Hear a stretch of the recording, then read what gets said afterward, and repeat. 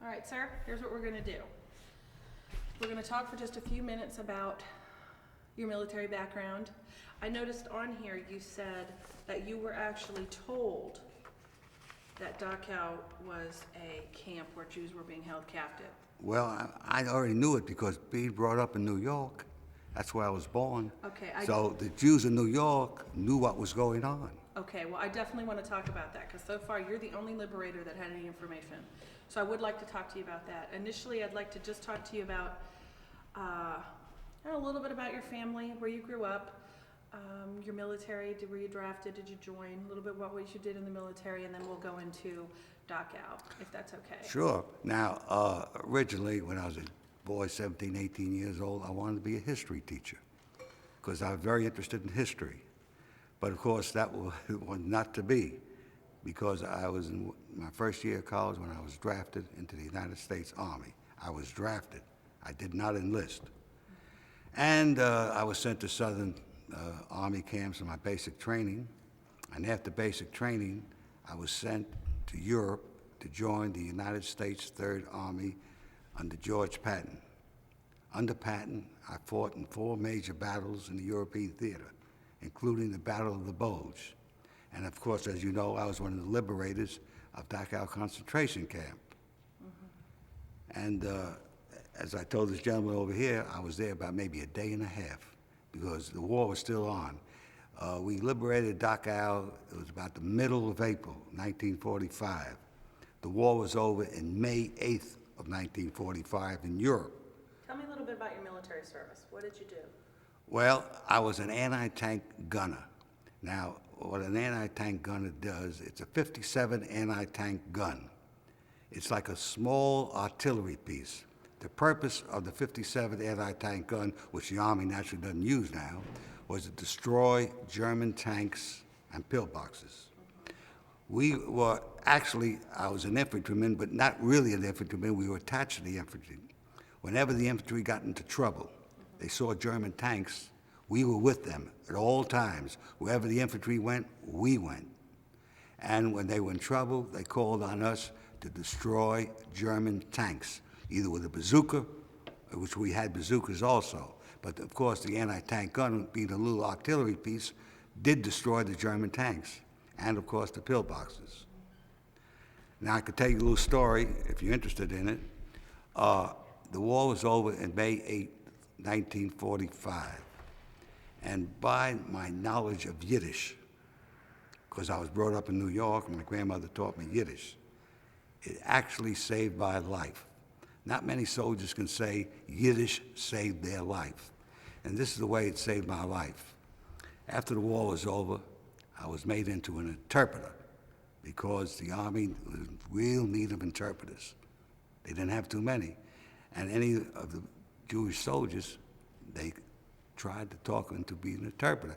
I knew Yiddish, and I did take a little German in high school. Why, I don't know. Anyway, I could make myself known to the Germans, so they made me an interpreter. And as the war was over, we were in Linz, Austria, and the lieutenant colonel in my outfit needed to talk to the Burgermeister. The Burgermeister is the mayor of the town on Army business. Naturally, he couldn't talk German, so he called upon me to help him with the interview with the Burgermeister. At that particular morning, my unit, which consisted of 10 men, went down to the river to wash our artillery piece, the 57 anti-tank gun.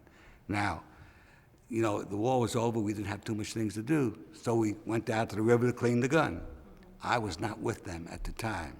9 men went to clean the gun. Someone inadvertently left a round in the chamber, and someone touched off that trigger. And what happened? It exploded, and 9 men were killed, and 8 men were killed, excuse me. 8 men were killed, and 1 man was left without an arm and a leg. Now, I would have been there. If it wasn't for my knowledge of Yiddish, they made me an interpreter. So that one morning, I was not with my unit, and that was the morning that tragic accident happened. So, you know, I consider myself lucky. Sure. Tell me about Dachau. You said you knew growing up in New York. Yeah, of course, I didn't know that much, but of course, you know, the Jews in New York were very worried about the concentration camps, and I've always heard of it. And of course, when I went into service, I didn't expect to liberate Dachau. What did you heard? I mean, what did you hear? You said you'd heard about it. Did you hear that there was? Oh, the horrible things going on. Actually, we didn't know that crematoriums and gas chambers. That's what we heard. We didn't know, but of course, I actually saw it. And of course, what I saw, not many men alive can say what they saw like I can, because the the people themselves that were there, the survivors, naturally they knew what was going on. But I saw women holding their children in half-buried dirt, dead. I saw the crematoriums, gas chambers. They had left their pitiful shoes and rags, and they thought they were going in to be cleaned, and that's what they did. And one of the worst things I saw, I don't think many people saw, I actually saw lampshades made out of Jewish skin. Now, I don't hear too much about these lampshades, and the one who did it, her name was Ilse Cox. She was in charge of picking out the Jews whose skin was going to be used for those lampshades. And fortunately, she was still there when we captured when the camp was liberated. Most of the soldiers are gone because they were afraid of Patton. The moment they heard, at least the survivors who I could talk to, because I could talk a little German, the moment they heard Patton was coming, they were scared. The survivors told me that they heard the soldiers and the SS troopers saying, "Patton is coming, Patton is coming." They knew the Third Army would destroy them. So they left. There were not too many soldiers there when we entered the camp. Do you realize how happy those people were when they saw the American division enter into the camp? They were saved. In their wildest dreams, they never thought something like that would happen. They were jubilated. So, What was the date of liberation? now, I can't remember the exact date. I would say it was sometime in the middle of April, maybe April 15th, maybe April 12th. But of course, naturally, I didn't keep the date. I didn't think I was going to be interviewed 57 years later. I spoke to a survivor yesterday who was from Dachau, who said April 11th is his second birthday. Well, I was pretty close. You were very close. I said it by around April 15th, Exactly close. 12th. He said April 11th is a birthday for him. I could realize that. More important to him than his real birthday, because it was, in essence, the birth of his freedom versus right. just his birthright for showing up. That's right.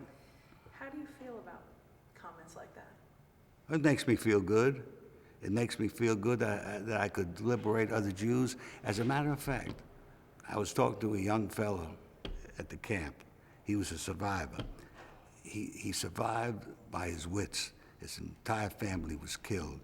And he just managed to survive. He knew what he was doing. And he said he could not imagine that there were Jewish soldiers in the United States Army. It was beyond his comprehension. He never realized that some Jewish soldiers would liberate him. The Jewish liberator we spoke to yesterday said that he struggled, of course, as a liberator and seeing the atrocities, the natural human feeling of pain and anguish when you see such a thing. But the added component of being Jewish was very difficult for him because he realized, in essence, had it not been for geography, it would have been him. Did you have feelings like that? I would say that I felt deep feelings, being a Jew, to liberate other Jews. And I've always heard, as I said, in New York, about how the Jews were being destroyed by Hitler. So it gave me satisfaction that I was one of the first ones to liberate Jews. Did you take And any that still measures to stays be with that me. one, or was it just sort of serendipitous that you wound up being that one? Were there any extra measures or anything you had to do to be the one? No way, no way. Just by luck, you It were just actually came there. luck. I was there. Just came by luck. And there weren't too many Jewish fellows in my outfit.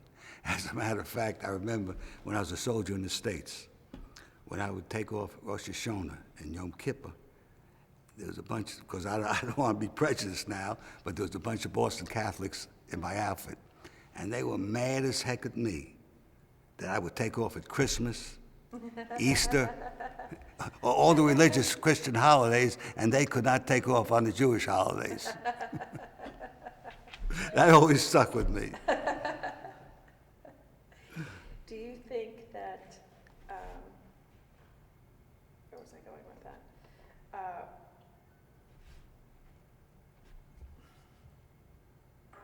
Being there and coming home, was there any experience from the actual Dachau, other than the whole experience as a whole? Was there anything within that experience that you remember most? Any one inmate, any one experience, any one feeling that you hold on to more than another? Well, of course, it's been so long ago, my feelings, I always remember them, but I went on. And this young boy that I was mentioned, I always think about his life will be so much better now than it was if he wasn't liberated. He probably been dead. He'd probably be dead now. I don't know. He was about 14 or 15 years old. I was a young kid myself. I was about 20, you know. So I didn't have too much worldly experience. You think about him now? I don't think, well, if I were to go back to think of a person, I would think of him.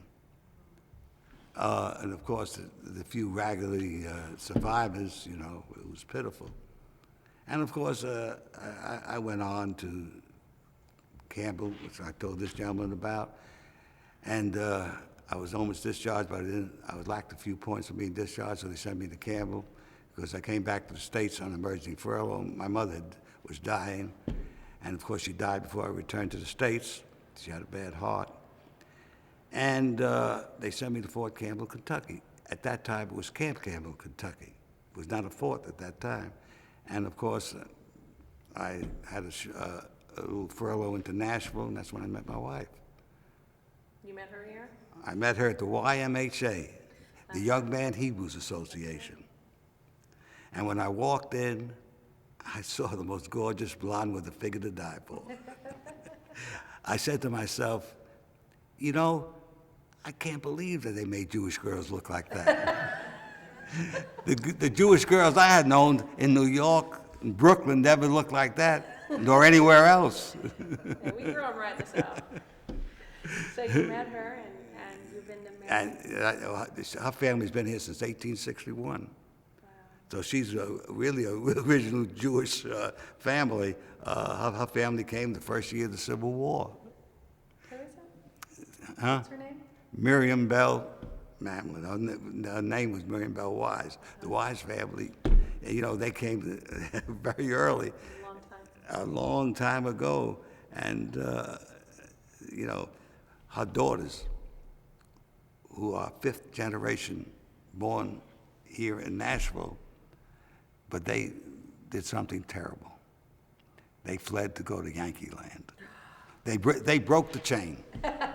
And as a matter of fact, we're going to New York this coming Friday for my wife's birthday. I won't tell you how old she is, but it's not hard to figure out. She's 57. She has a 55-year-old daughter. So I'm not going to tell you how old she is, but it's way up there.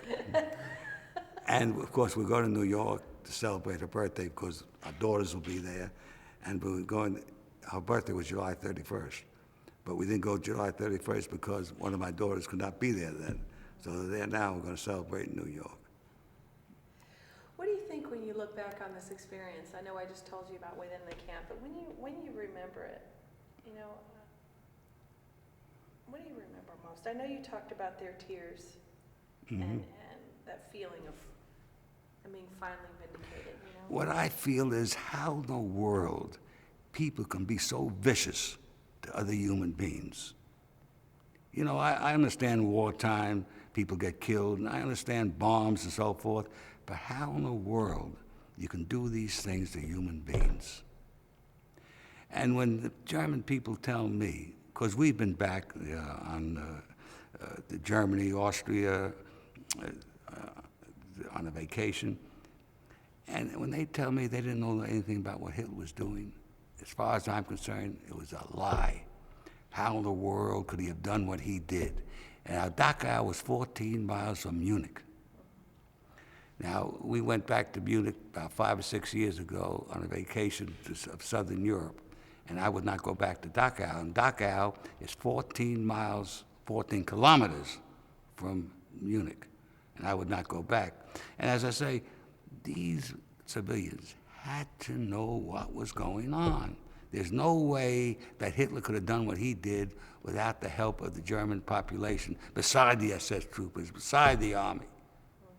The civilian population had to help them. And to me, I always have in my heart that, because you can't blame the current population of Germans. You can't put the sins on the fathers. So that's why I feel like we were in Pearl Harbor one time. We took a trip to China, and we stopped off at Pearl Harbor in Hawaii. And I went to the Arizona Memorial. And of course, at the Arizona Memorial, 1,000 naval men were drowned when the ship was sunk. And here we're throwing leis into the memorial. And here I see Japanese doing the same thing. I said to myself, I can't blame them. But it's their parents and grandparents who did this. And now they're throwing leis into the memorial. I didn't like that, but that's life. As I say, you can't blame them for what their parents did. So. Is there anything else you want to add, anything that you remember? What do you tell people when they ask you about it? You said, how can people be so cruel? Have you ever been able to understand it? No, I never could understand. I just don't understand. I could slap you in the face. That might be cruel, but I'm not killing you. No, but Joseph will get you. I don't think I will. I'm a very mild man. Joseph, do you have anything you want to add? I can't think of anything. Really can't, but thank you very much. And of course, I've told people what I've seen. And as I told Joseph, that I have given talks to high school kids, anywhere from the age 12 to 15 here in Nashville. I've done it in Kansas City where one of my daughters live. I spoke to their temple. I've done it in New York where my other daughter lives. I spoke to their temple. These kids, anywhere from the age of 12 to 15, they're very inquisitive. As you know, a lot of people don't give a darn about what happened. And these kids take an interest. They ask questions. And I can't stand these people who deny there was a Holocaust. I want those BS to look me in the eye and tell me there was no Holocaust. I'll call them a damn liar. What do you say? What do the kids ask you? What do you think they want to know the most? Well, they want to know how people were killed. They can't understand mothers being killed. They can't understand putting people in crematoriums, ovens. They ask me very interesting questions. How long I was in the Army? Whose army was I in? How long was I in Europe? When did I liberate Dachau? They ask me very good questions. Anything you could never answer? Well, I do the best I can. Did they want to know how it could happen? They want to know how it could happen. How could I tell them? Because I don't even know how people can be so vicious. You know, Daniel Goldhagen, who's an author, calls the neighbors, friends, and countrymen of Germany the non-Nazis. He calls them Hitler's willing executioners because he said they chose, without orders, to turn their back on the Jewish people. Do you believe that? Yes, I do. And of course, not only that, but how about the clergy? How about the Pope? Pope Pius. And how about one man who the Jews considered their savior in the United States? Would that be Franklin Delano Roosevelt. When I was coming up, Roosevelt was the savior to the Jews. Friend of the Jew? Friend of the Jews. And look what he did. He turned them back on that ship, St. Louis.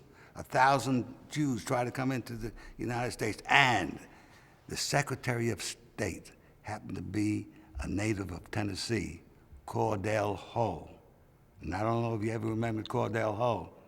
And I don't know this for a fact, but I've been told that Cordell Hull was anti-Semitic. I don't know They that. said they both had a role in denying the bombing of the railroad to Auschwitz, Uh-huh. and they chose not to do it, which could in essence have saved Yeah. hundreds of thousands of Jews. But by the same token, Roosevelt had Jews in his cabinet. Rosenman, I think his name was Sam Rosenman, was one of his main advisors. Henry Morgenthau was Secretary of the Treasury. So, go know. I just recently read an article in the Tennessean that made me very disappointed. I always considered Harry Truman. I guess you read the same statement.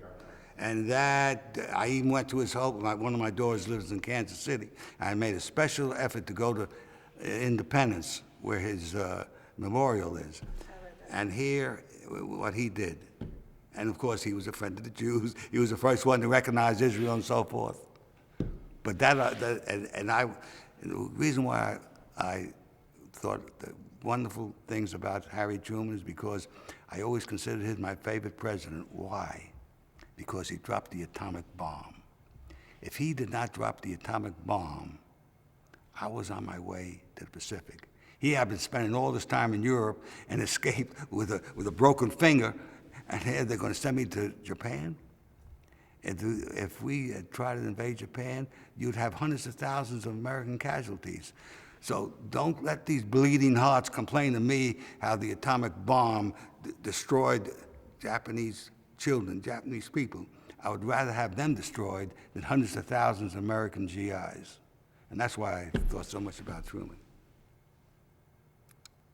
Well, this has been fascinating and wonderful, and you were a joy to talk to. I appreciate that. Does anybody have anything they want to add? Thinking more about, have you run into people who denied your story? No, I haven't. But of course, what I read Sure. about all these idiots who deny there's a Holocaust, I've never run into anybody. Bob, I know that you shared a lot with schools and the people you talked to. Have you talked to your family a lot about it? Have your grandchildren? Yes, they know about it, and so do my daughters.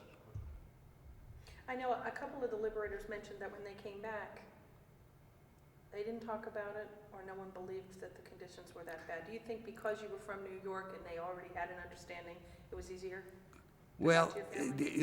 as far as my family goes, I didn't do much talking myself until I told Joseph that at the 50th anniversary of D-Day, it was 1994, I believe it was, and all these things started coming out. And that's when I opened up. I told my daughters, my wife, through the years. What do you think the 50-year silence was about? I don't know. There was no conversation about it in the country. It was like it was a dead issue. The only ones who would talk about it were the survivors. They were there. They knew what was going on. But I just didn't think it was important for me to say anything. So I didn't say anything until that 50th anniversary, when everything was coming out about the celebration of D-Day and so forth. And then I decided I'd say what I did. And of course, I'm in my last days right now. So, when you're getting close to that 80 mark, it's bad. Bad, bad, bad. Because in your heart, numerically, how many years do you have left? So what I do, and my wife does, we live for today. Because we've traveled extensively the last 20 years anyway, since I've been retired. And now we don't do that much traveling because we can't walk as good as we used to. And of course, the terrorists and the airplanes and so forth, so we sort of stick close to the United States. Oh, well, we've been all over. We've been to China, we've been to Japan, we've been to Singapore, we've been all over Asia, we've been Scandinavia, all over Europe, the Mediterranean. So I say one thing, we have seen this world. Nice. So I said, well, I would like to travel more right now. But physically, I can't do it like I used to. Sure. Well, this has been a pleasure. Okay, it's Thank you enjoyed very talking much. to you. Thank you. And you gentlemen, too.